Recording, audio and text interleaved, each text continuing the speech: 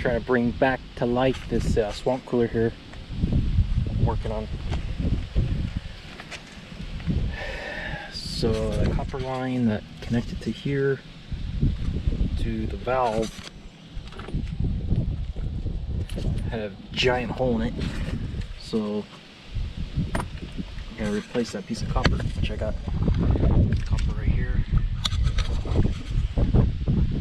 and I'm gonna throw on hard water filter. Got some oil to do the bearings. This thing just hasn't gotten any love for looks like a long time. Look at the water, it's all dirty. I'm gonna have to clean that. Clean up real quick. Have to change the filters. The filter media, the wet pads. I just got the stuff from RSD. That's the blue pads. Put a new float on there. Got a new valve. Put a new pump on there. Got the pump over there. And then I'm throw a new belt.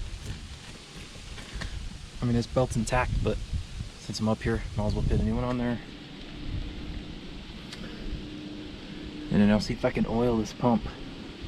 I don't see any spots to do it. Got the Supco umbrella up. It's a little windy. I had to put my bag right here. This is plastic, it's not metal, so it's magnets pointless right now. I'm out here in Satan's butthole in the desert. It's not hot yet.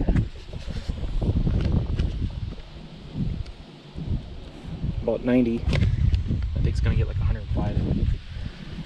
So I'm gonna try to hurry up and wrap this up. Once I get kind of things put together, I'll do a quick little video, show the final outcome, and then fire it up. All right. Oh yeah, get nice and clean. Oh, gunk.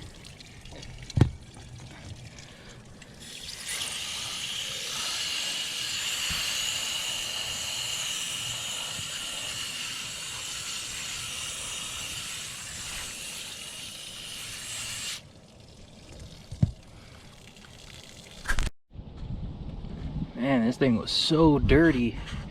There's like mud in here. So when I was draining it, I mean,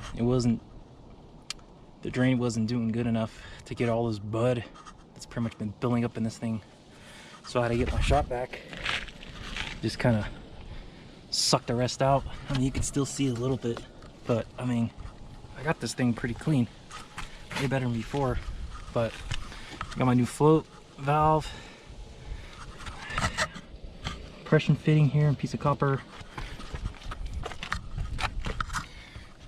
Got my new pump, got the basket for the filter basket. Put a new belt on there.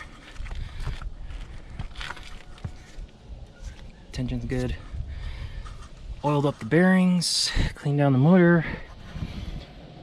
So it's ready to be filled up, and I like how on the drips here, it's PVC and it just has holes in it, instead of like a bunch of 1/4 inch pieces of hose kind of coming down from like a highway fitting up here.